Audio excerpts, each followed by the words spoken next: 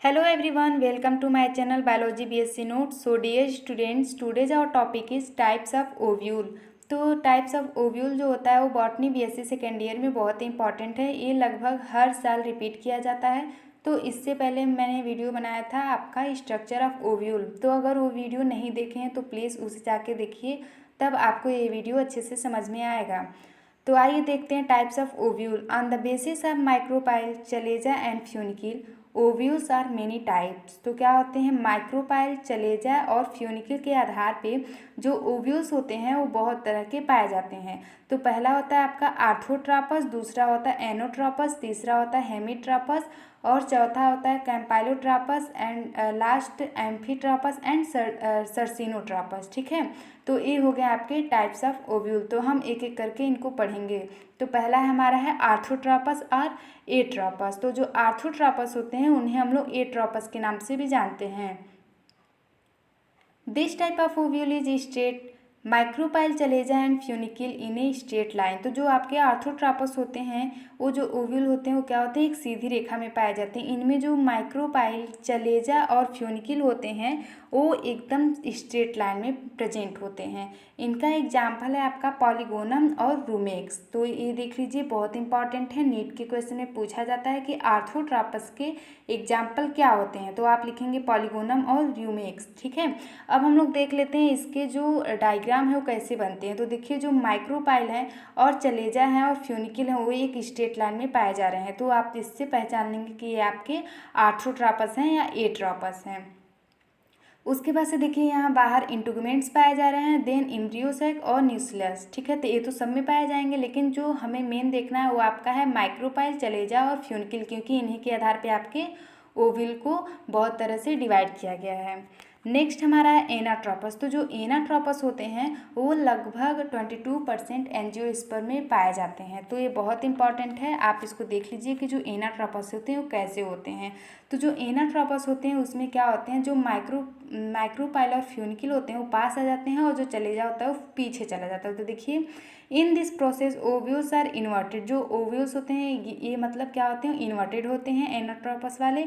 It is due to funicle and development and micropyle comes nearer lower side near the funicle. तो कैसा होता है, क्योंकि जो आपके माइक्रोपाइल और फ्यूनिकिल होते हैं पास आ जाते हैं। Thus in its micropyle and chalaza are in a straight line. तो क्या होता है, तो जो माइक्रोपाइल और चलेजा होते हैं वो एक सीधी रेखा में यहाँ पे आ जाते हैं। तो इसका एग्जाम्पल है पी, मटर, बीन्स, ठीक, और ग्राम। तो जो ये एग्जाम्पल है ये आपके पेपिलोनेसी फैमिली के हैं। तो जो एनाट्रोपस हैं लगभग इसमें पेपिलोनेसी फैमिली के सारे एग्जाम्पल आते हैं। अब हम देखेंगे इनका डायग्राम। तो इनका डायग्राम देखिए, ये हैं आपके चलेजा और देन ये आपके हैं माइक्रोपाइल। ठीक है, तो यहाँ देखिए चलेजा प्रेजेंट है, देन इसके बाद से आपका माइक्रोपाइल है। ठीक, तो ये हो गया आपका एनोट्रापस। अब हम लोग नेक्स्ट देखेंगे हेमीट्रापस। ठीक है, तो हेमीट्रोपस क्या कह रहा है, in this type of ovule micropyle and chalaza in a straight line horizontally and funicle near ovule form a straight angle. तो जो हेमीट्रोपस होते हैं उसमें जो ओव्यूल होते हैं तो इसमें जो माइक्रोपाइल और चलेजा होते हैं वो एक सीधी रेखा में आ जाते हैं हॉरिजेंटली, और जो फ्यूनिकिल होता है वो आपके क्या फॉर्म करता है, राइट एंगल यानी 90 डिग्री का कोण बनाता है। ठीक है, तो ये हो गया आपका हेमीट्रोपस। तो इसका एग्जाम्पल क्या है, इसका एग्जाम्पल है रेननकुलस। ठीक, तो जो हेमीट्रोपस होते हैं जो उसमें माइक्रोपाइल और फ्यूनिकिल के बीच में कितने का डिस्टेंस हो जाता है, 90 डिग्री का, यानी राइट एंगल का फॉर्मेशन हो जाता है। अब हम देखेंगे इसका डायग्राम। तो इसका डायग्राम देखिए, ये हो गए आपके माइक्रोपाइल, देन चलेजा और हाइलम, और यहीं पे आपके फ्यूनिकिल पाए जाएंगे। तभी तो माइक्रोपाइल और फ्यूनिकिल के बीच में क्या होगा, 90 डिग्री राइट एंगल का फॉर्मेशन होगा।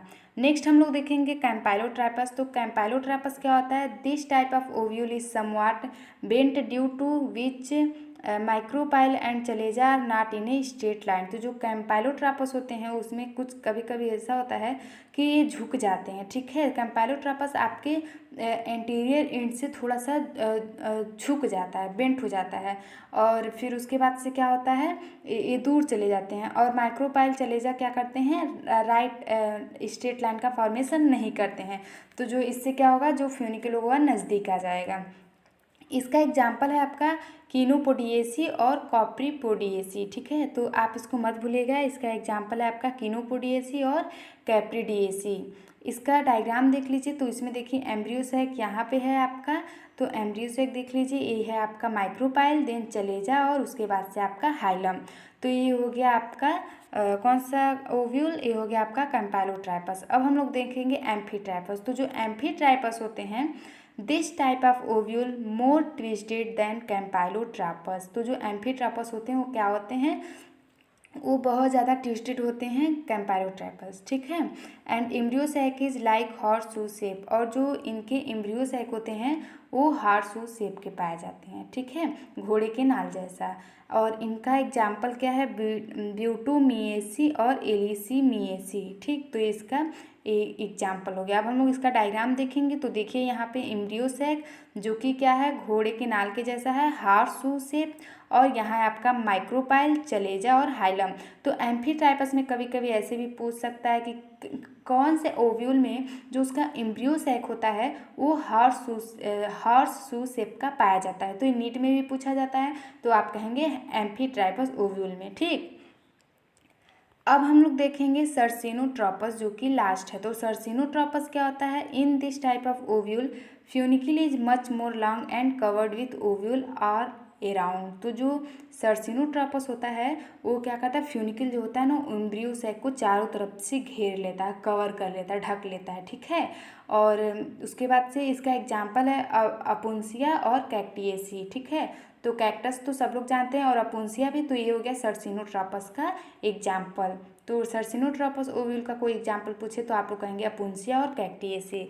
अब हम इसका डायग्राम देख लेते हैं। तो इसका डायग्राम देखिए, ये हो गया आपका फ्यूनिकिल, और ये हो गया माइक्रोपाइल, ये हो गया एम्ब्रियो सैक और चलेजा। तो देखिए फ्यूनिकिल यहाँ है, देन माइक्रोपाइल, एम्ब्रियो सैक और चलेजा। तो देखिए ना, जो इसके क्या है, फ्यूनिकिल जो है वो क्या किए हैं, चारों तरफ से एम्ब्रियो सैक को घेर लिए हैं।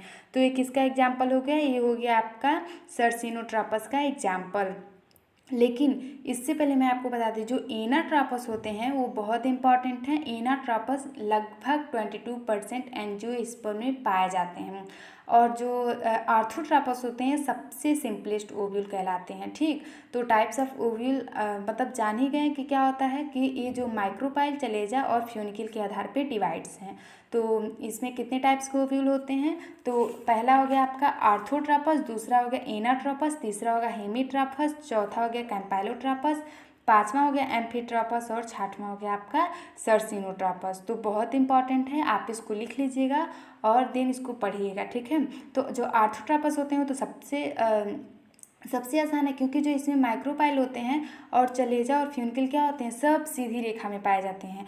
देन जो आपके एनाट्रोपस होते हैं वो क्या होते हैं, एनाट्रोपस में तो जो आपके माइक्रोपाइल और फ्यूनिकल होते हैं वो पास आ जाते हैं और चलेजा पीछे चला जाता है। हेमीट्रोपस में क्या होते हैं, जो माइक्रोपाइल और फ्यूनिकल होते हैं उनके बीच 90 डिग्री राइट एंगल का फॉर्मेशन हो जाता है। कैम्पाइलोट्रोपस में क्या होता है, ये एंटीरियर एंड जो होता है वो बेंट झुक जाता है, ठीक है। और एम्फीट्रोपस में क्या होता है, ये एकदम एनाट्रोपस की तरह होते हैं, लेकिन जो इनका एम्ब्रियो सैक होता है वो हॉर्स शू शेप का होता है। तो बहुत इंपॉर्टेंट है, एम्फीट्रोपस में जो एम्ब्रियो सैक होते हैं वो हॉर्स शू शेप का पाया जाता है। और सर्सिनोट्रोपस क्या होता है, जो फ्यूनिकल होते हैं वो एम्ब्रियो सैक को पूरी तरह से कवर कर लेते हैं, ठीक। तो आप इसको मत भूलिएगा, आप इसको लिख लीजिएगा, और कुछ भी कहीं पे भी कोई प्रॉब्लम हो तो आप इसको कमेंट बॉक्स में ज़रूर बताइएगा, मैं आपको ज़रूर बताने की कोशिश करूँगी। Thank you and have a nice day.